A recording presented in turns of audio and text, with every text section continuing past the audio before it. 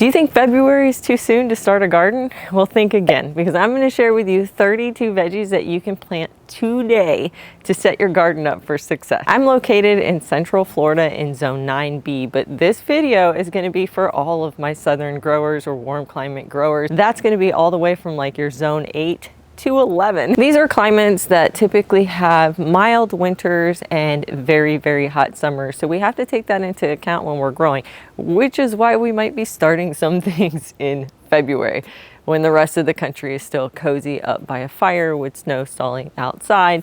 We're gonna be out in the garden where it's a little bit chilly, but there's a lot of plants that can grow in a little bit chilly. So we're going to start off strong with greens, and specifically quick days to harvest greens. So things like lettuce, arugula, endive, escarole, things that you can do cut and come again, and things that are going to be ready between like 30 and 45 days. Now, if you're looking to do heading lettuces, like iceberg or like the big romaines, those take a bit longer, so that's going to be kind of reserved for more of the northern zone, so your 8s and your 9s.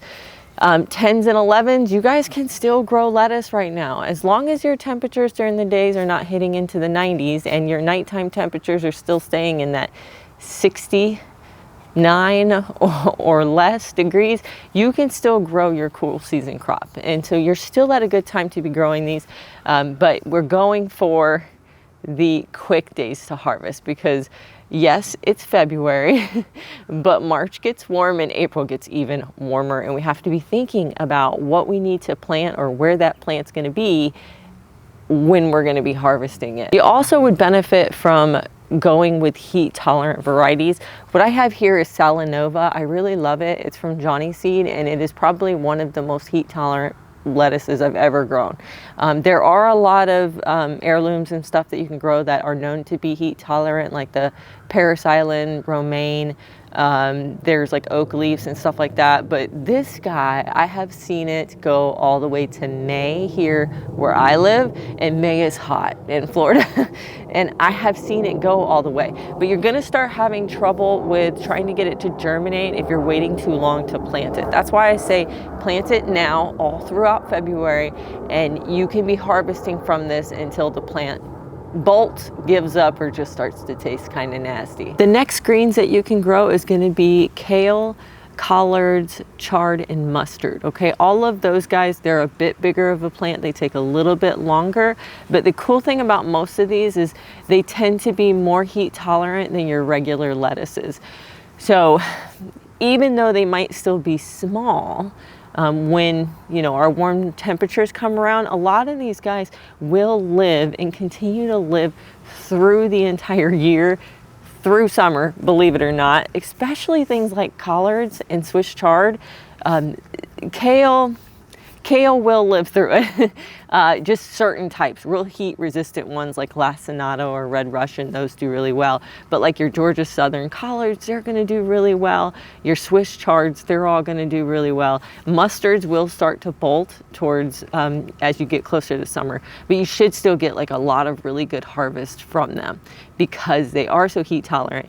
The funny thing about a lot of these greens is that as you harvest them, they start getting taller and taller and taller. And I had somebody ask me, she had one that she kept for 2 years and it had gotten so tall, it was like a little mini tree. And she said, can I just cut the top off and will the bottom, get bushy and grow out? And that's not really how it works. They get taller, taller, taller because you're taking off those bottom leaves. If you took the top off, that plant would die. But after 2 years, I think you got a pretty good return on that plant, and you can maybe start a brand new one. The next group of veggies on the list is going to be all of your brassicas. This is my huge bed of broccoli. So that's going to be broccoli, cauliflower, cabbage, and kohlrabi. There's a few other plants in that group. So let me just preface that this is where zone 8 and 9 and 10 and 11 kind of differ, right? So almost all of the brassica family, minus kohlrabi and probably, just kohlrabi, I'd say, kohlrabi. has a very long days to harvest. These broccolis have been in here for like 3 or 4 months and they're just now forming their heads. So you can imagine, like, if you're in zone 10 or 11 and you try to start broccoli from seed right now, it's going to be summer by the time that these are ready. And I don't care what they say. Anybody who tells you that there's a heat tolerant broccoli that can grow in our summer is just that it will grow, but it's not going to produce right, and it really doesn't taste good. So if you want to grow broccoli and you're in zone 10 or 11, I definitely would say go to get yourself as big of starts as possible, because you really only have 2 months. So you really want like a 6 to 8 week start, and you want to get them in the ground like today, not the end of February, like right exactly now. Now, for those of us in 8 and 9, we still have some time. Yes, they'll be kind of leaning into the warmer weather by the time that they're completely ready if you start them from seed. The cool thing about it is they do tend to be a little bit heat tolerant, more heat tolerant than some other greens, but the head will probably bolt very quickly. And bolting just means that the little buds on the broccoli or the cauliflower will break open, those little, you know, the head part, the floret, it'll break open and it will flower. And they start to not taste as good. And the more hot the plant gets, the more kind of bitter that the broccoli head's going to get. So you definitely want to get them started earlier in the month so that they have the longest time in a cooler season to grow. And when I say cooler season, I'm really talking about those nighttime temperatures, because you can peak up, you know, popping into the 90 degrees and coming back down during the day, and they'll hold their own, but they can't handle 90-degree days all day long and then get into nighttime and only get down to like 70 or 80. They can't, that's not something they're happy with. They're not good. Plus, there are a lot of really good heat tolerant varieties. The most extreme heat tolerant broccolis that I have found, traditional broccolis, I'm not talking about sprouting broccolis. There are some like purple sprouting broccolis that can handle a bit more heat than the ones that I'm going to talk about. But I have a little experiment going in this garden this year. I'm doing Imperial, Green Magic, and my all-time favorite, Arcadia. That one has always produced well for me. That's that actually, no, that head right there, which I thought was Arcadia, I was going to point out that that front one right there, that's Arcadia. It's not. That's actually Green Magic. And I'm very pleased with the fact that Green Magic appears to be just as nice as Arcadia, a little bit slower. My Arcadia produced first, the Green Magic produced second. The Imperial's coming in, but the heads are a little bit smaller. For cauliflower, I really like Snowball, Purple of Sicily, and I'm having some good success with the, I think it's called cheddar cauliflower. It's like a orange cauliflower. It's really, really cute. So I'll keep you updated on those. From a kohlrabi perspective, you're gonna do Vienna. That one is like by far perfect. I also did a hybrid called Conan. That one seems super heat tolerant as well. And if you're going to go with cabbage, all the acres, the red and the green acres are good. I love the New Jersey Wakefield cabbage. I like the conical shape. It is so nice. But I'm also growing a couple red ones, or purple ones, I think. They look red to me, but I think they're considered purple. But the cabbages that are purple tend to take longer, but I did find a couple from the Urban Harvest. I forget the name. I'll put it right here. I think it starts with a K. I'll put it right down here on the screen. I'm trying that one out this year because Elise had mentioned that this one is very good in our area. So I'll let you know. The next group of vegetables on our list is going to be root crops. So we've got beets, carrots, radishes, turnips, and potatoes. So we're gonna have to break these up a little bit.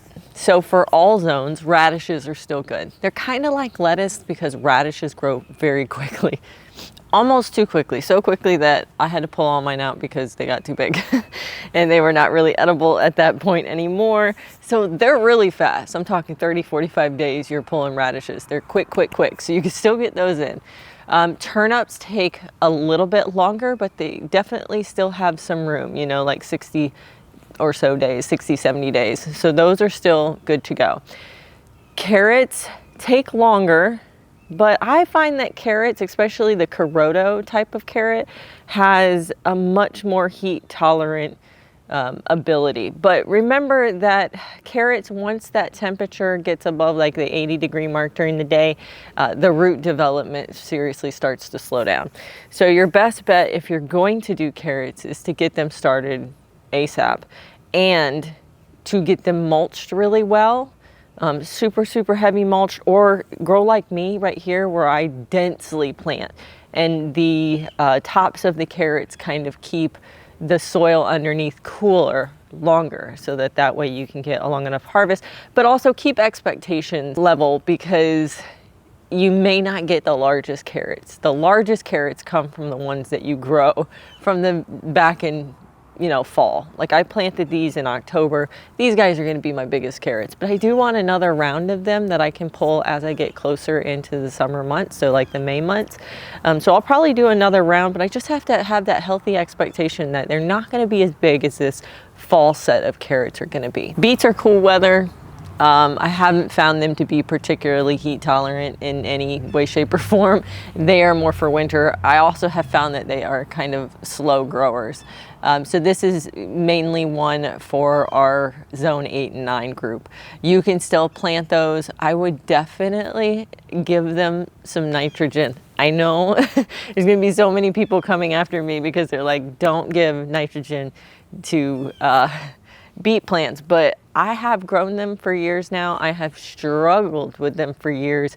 Last year, I just said, you know what, I'm gonna go with my intuition and I'm gonna put some nitrogen on these because they were growing so slow. They stayed in that seedling stage far longer. I mean, they were still seedlings when the days to harvest came up.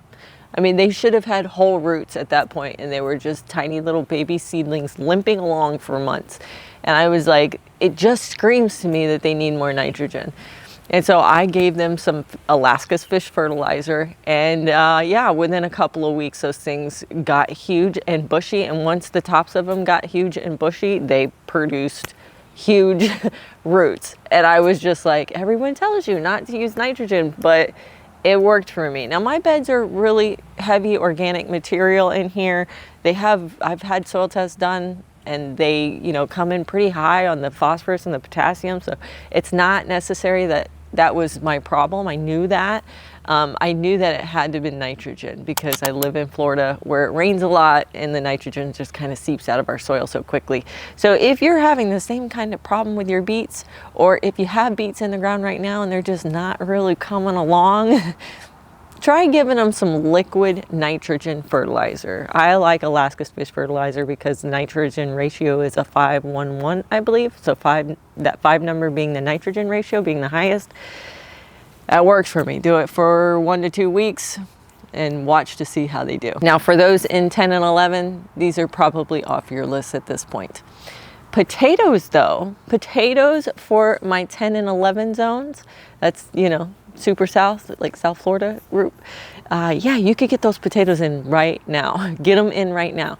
They need about, the shortest days to harvest on potatoes are going to be about 90 days, unless you want the tiny little niblet potatoes is what I call them. They're going to need 90 days to get a decent new potato size. That means you're going to be harvesting them in May. It's pretty warm in May where you're at, so they will kind of stop getting bigger at that point, and if the rains start a little bit early, it could cause them to sprout underground. So I don't always wait to harvest my potatoes until they die back on the top. Sometimes I pull them before they die back if the temperatures have heated up too much, or if we're getting a significant amount of rain, because heat and rain will cause them to sprout underground here where I live.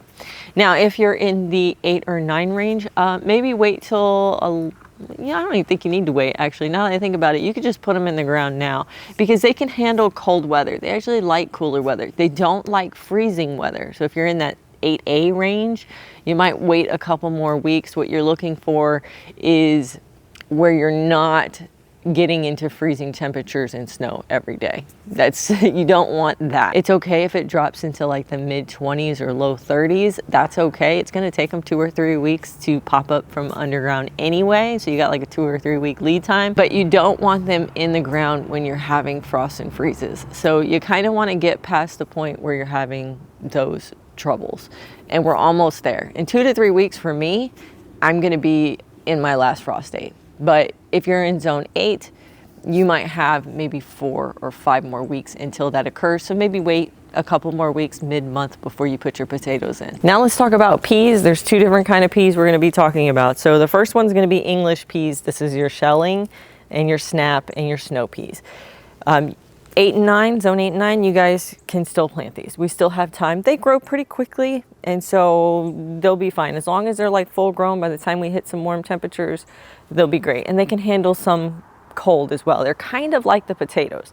So if you're in that top of zone 8 and you want to wait 2 more weeks, you're good there. But yeah, you can go ahead and put those in the ground. Now for my southern, super southern, my zone 10s and 11s, you might want to start thinking about cowpeas. You might want to start switching from the English peas to the cowpeas, because by the time that these guys are ready to harvest, they're going to be too hot. Peas don't like it hot. They start to taste pretty gross, and the plant is super sensitive to that, and they just kind of die out.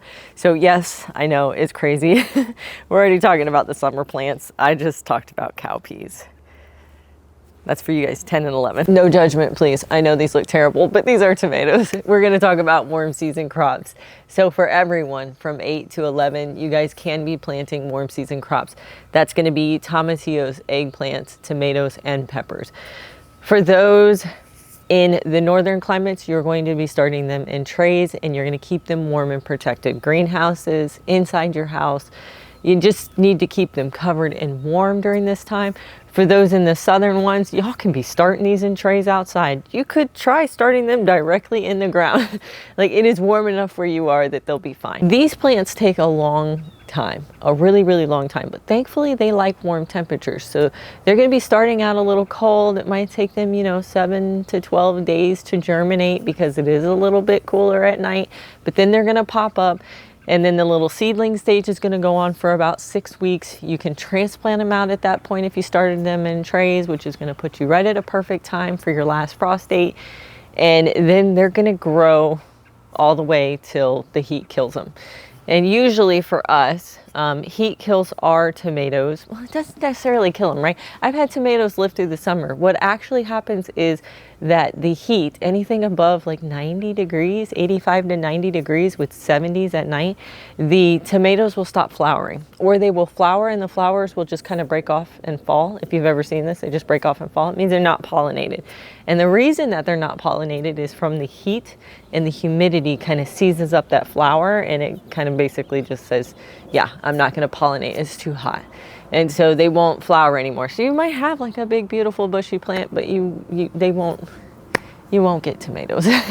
Now peppers, on the other hand, they will still flower and produce during the summer. They are wonderful for us in warm weather climates. They will grow the entire spring, summer, and fall and continue to produce. So get all the peppers you want, hot peppers, sweet peppers, do them all, because they're going to do great and they're just going to live straight through the summer. Eggplant, kind of like tomatoes. Tomatillos also kind of like tomatoes, but I feel like the tomatillos do a little bit better than the tomatoes as we get closer into the summer, because they have that husk. So they don't have as many problems with like leaf foot bugs, right? So I got some tomato damage here from leaf foot bugs. And if I had tomatillos in here instead, the leaf bugs don't tend to bother them because that husk that goes around them. So you actually have better luck with tomatillos as you get later into the summer season. Just a little tip there. So the next set of warm weather plants we're going to be talking about is corn, bean, squash, melon, and cucumbers. These are a bunch of different warm weathers that need to be direct seeded. Now, in last months, I said that you can start some of these in trays. You can absolutely still do this, especially if you're in that zone 8. I think just zone 8. Zone 9, maybe the top parts of zone 9. Because it's still just a little bit too cold in the garden for those. You're probably like, why are you sitting in front of an empty bed? It's not actually empty. Do you see this? And this little guy right here? And there's one right there. There's like all these little ones popping up.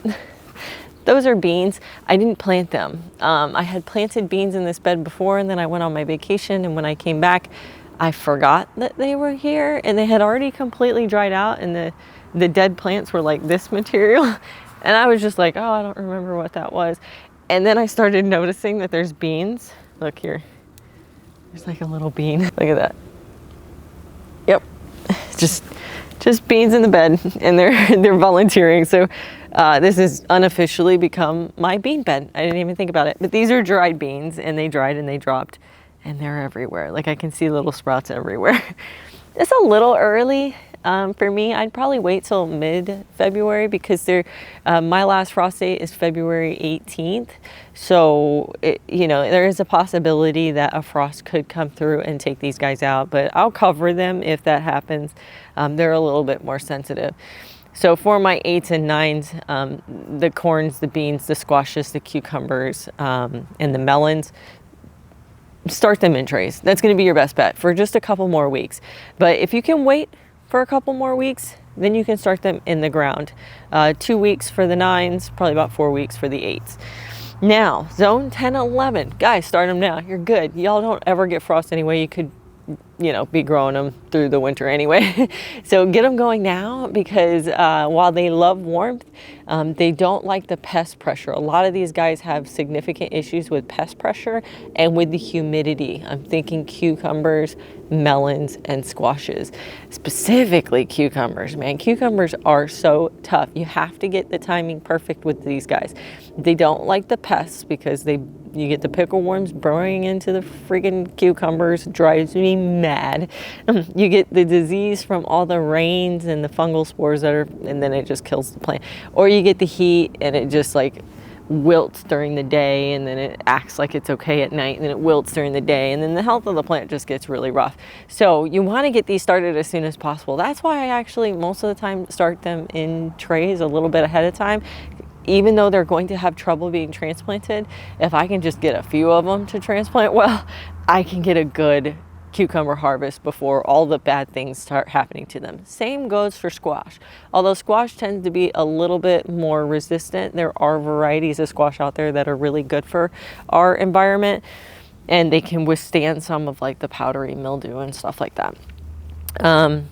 Corn, you're going to be dealing with the earworm. Help me out down in the comments. It's a little worm that burrows into your corn and basically eats your corn cobs before you get to. It is a pretty big pest in my garden. And then also corn can be negatively impacted by rain, a little bit with rust. I haven't ever seen that be so bad that it hurts the plant. But what I have seen is corn is like a super heavy feeder, probably the heaviest feeder plant in the garden. And when it rains, it kind of washes out some of the nutrients, and that corn just responds immediately because of that. So you want to definitely get it in, get it grown, and get it almost harvestable by the time that our rains start, which generally is end of May, early July, or end of May, early June. Now melons are a little bit different because yes, they still have the same pest pressure that squash and cucumbers do, and yes, they still have the same disease pressure, but they love the heat.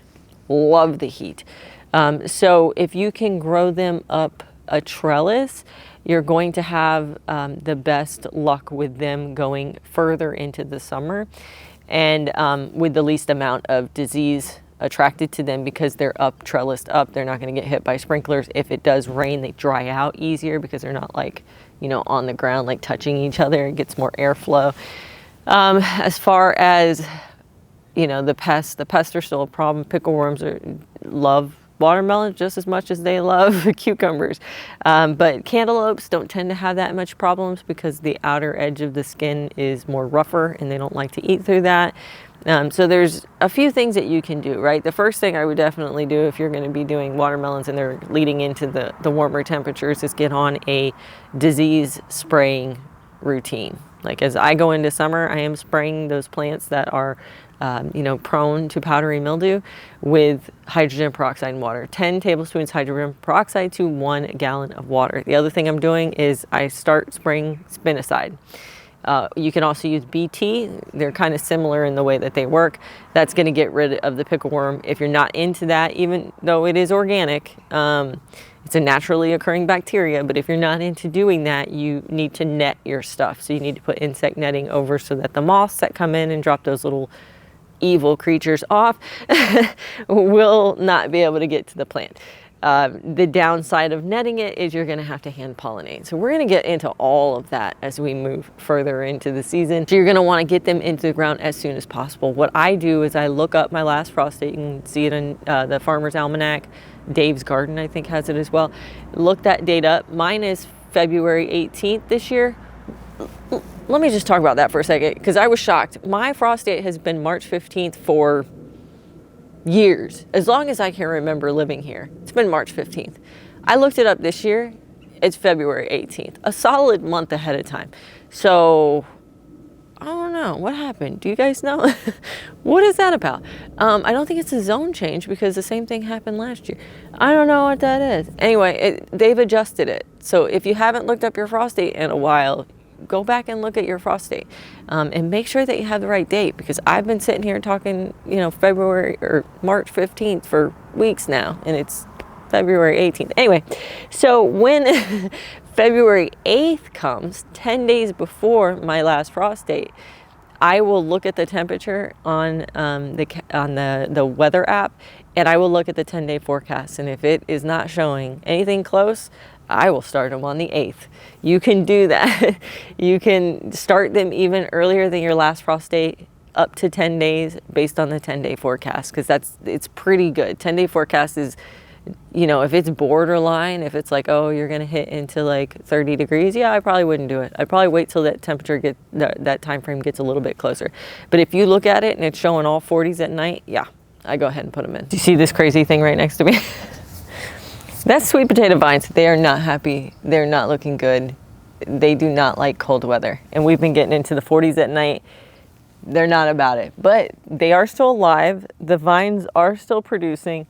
So this is one of the ways that I'm doing it to keep the vines so that I can get them planted very, very early this season, so I can have a harvest even sooner.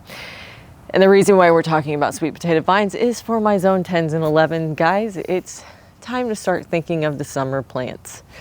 I know. We mentioned cowpeas before. It's February. Why are we talking about summer plants? Because you guys get hot. You guys get hot real quick. So you're going to want to get your warm weather crops, hot weather crops. You're going to want to get your hot weather. That's what I call them. That's going to be tropical spinaches like Okinawa, Longevity, Ciso, Malbar, all those types. You're going to want to start getting those seeded. Then you have your tropical squashes, Seminole pumpkin, Tahitian melon squash. There's a few others. Those are ones that will grow through our summers. Give them some shade. They'll continue to flower if they get some shade during the hottest part of the summer. You got sweet potatoes, okra, loofah, and chayote, which loofah and chayote are types of squashes. So that kind of falls into the tropical squashes, but I always separate them because I feel like they're different. I don't know. You can eat young loofah, but loofah we use as a sponge. You grow it and you wait for it to dry out, and then you have sponges. If you start them early now, you're going to get the most sponges, and you're going to get them to a dry stage.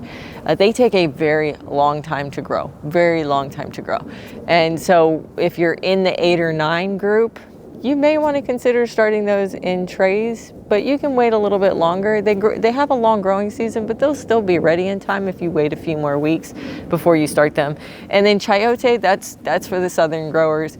This is a perennial squash. It is my favorite squash. I love chayote, but I can't grow it here. Unfortunately, I'm in zone 9B and it's just a little bit too cold. If the sweet potatoes look like this for me, the chayote would have a really hard time. So I don't grow it here. Now, maybe one day I'll get into a spot where I can keep an area of my garden warmer during the winter, like greenhouse type situation. But right now I don't do that. So I don't really have a place that I can grow chayote. But if you're in 10 or 11, you absolutely can grow chayote, and you grow it from an actual chayote fruit that you half bury under the ground and wait for it to sprout, kind of like I do my sweet potatoes. So the sweet potato vines, this one right here probably actually has some sweet potatoes down there. So I am going to harvest them once we start getting into warm weather. But mainly what I'm doing here is this is the Tigan 64 special sweet potato. I got it a little late last year. I really wanted to try it, but unfortunately because I got it so late and then I don't know, man. I had the hardest time getting these guys to take. I had them rooted, right? I put them in water, they rooted, I transplanted them, they died off. It was like dead summer. It was like August when I did this because that was the only time I could get them. But they pretty much were died off, and I had one that was left. And I just let that one grow, and I just kept cutting it and reburying it, cutting it and reburying it, like trying to get some of these to take. And they did, obviously, because there's a whole plant right here. But I didn't dig up the roots because I was really worried that if I dug up the roots that there wouldn't be one big enough. I just couldn't find one. I was like digging down there and everything. I couldn't find one, and I didn't want to lose this plant and have to wait like another year to get these slips. So instead I just left the plant, and I keep covering it whenever we get cold temperatures, hoping that I can keep it alive. Look at this, there's still new growth, and that looks pretty decent. I'm gonna be able to get a ton of slips. I'll just take cuttings from these and make my slips from that, and I'll be able to grow them, and then I'll get a production this year. But I bet you there's some sweet potatoes down there. When I pull this to start making the slips for my green stock, I'm gonna grow them in a green stock. I bet you I'm gonna find a couple really, really huge sweet potatoes. It's been in since August. Now let's talk special tip for the month, and that's gonna be fruit trees. Last month I told you need to be pruning your fruit trees. I haven't even done mine. I'm gonna get to it, I swear. Last month would have been the best time to do it, but this month isn't bad either. They haven't budded yet, so that's good. As long as I trim them before that happens, I'm gonna be good. I mean, you can kind of trim them when it happens as well, but anyway, besides that, the other really big thing that you need to be doing for the month of February is planting your fruit trees. So there's two kinds of fruit trees that we need to be talking about. Fruit trees that require chill hours, and then tropical fruit trees. That's the way I kind of put them into two categories. So for the tropical fruit trees, if you're in 10 or 11, you can go ahead and plant those. They don't like cold weather, but you're not getting that cold at night. As long as you're not getting below 40 degrees, you're fine. Go ahead and plant them out. For my zones 8 and 9, when it comes to the tropical trees, you're gonna wanna wait until there's no even hint of frost. I'm not even saying wait till your frost date. I'm saying wait till after your frost date. You don't want to be putting papayas, mangoes, and bananas into the ground before your frost date. And for some of you, these are not options, right? When you get into the high zone 8s, some of these plants are not options for you. Mangoes are not options for me. I've killed every mango I've put in here when winter hits. It just, like, I can't keep mangoes alive. I'm just a little bit too north for that, or my microclimate is a little bit too cold in the winter for that. But bananas, sometimes I've seen bananas all the way up into the low 8s. Like, so it is possible. So when you're thinking about the tropicals, you want warm, warm, warm. No cold, nothing below 40. Now, the other group of fruit trees is going to be the ones that have chill requirements. So this guy right here is a peach tree. That one right there is a plum, and further down I have another plum. I have blackberries, blueberries. Those all require some sort of cold temperature. I use a website to figure out what chill hours that I get in my area. I'll put that down in the description if you want to check it out. You just kind of pick an area closest to where you live, because it doesn't represent every single area, but you can see it on a map, and you can pick a place closest to you, and you can see how many chill hours that got. And then that's going to define what types of fruit trees you can put in your yard. I could potentially put some apple trees in my yard, but I don't have any more space. But I'm like borderline when it comes to the most or the lowest chill hour apples. I'm like borderline, but those up north of me in the 8s and the 9As, y'all can do apple trees. There's a few of them. But peaches, plums, nectarines, all of those require chill hours. So that's temperatures, a certain number of hours of temperatures below 40 degrees. The way that you figure out your area is to go to that website, check it out, and then you'll know exactly what kind of fruit trees you can get. You'll look up the variety and see how many chill hours it requires. Now, I tell you all that to tell you this. When you are planting a chill hour tree, you want to plant it when it's still cold. So if you are anywhere from 8 to 11, get them in now, like right now. Find your chill hours, find what can grow in those particular chill hours, and get those planted now. The tree is going to look dead. You're gonna get it, like wherever you buy it from, you're gonna get it. It's gonna be like a stick, no leaves on it, nothing. And you're gonna be like, oh my God, they sent me a dead tree. No, that's not what happened. They go dormant. They're deciduous, so they lose their leaves in winter, but the root is still alive, and the actual branches are still alive. This one actually still has leaves on it. I don't know why. It usually falls off by now. But they're deciduous. They will resprout and regrow. That's just how they grow. But they're best to put in the ground when it's cold. You put them in, you plant them in winter. You're gonna get them in before you actually start to see the tree break into its bud season. So it's gonna start creating buds and new leaf nodules, and you'll start to see some activity happening on these trees. You want to have them planted before that happens. So tropical trees, wait till it's warm. Trees that require chill hours, do it when it's cold. So here's your public service announcement: buy some fruit trees. If you're enjoying this new series, make sure to subscribe to my channel and hit the notification bell, so that way YouTube alerts you whenever I have one of these videos come out, and you don't miss out on what you need to be planting this month. Thanks so much for hanging out with me today, guys. Happy gardening.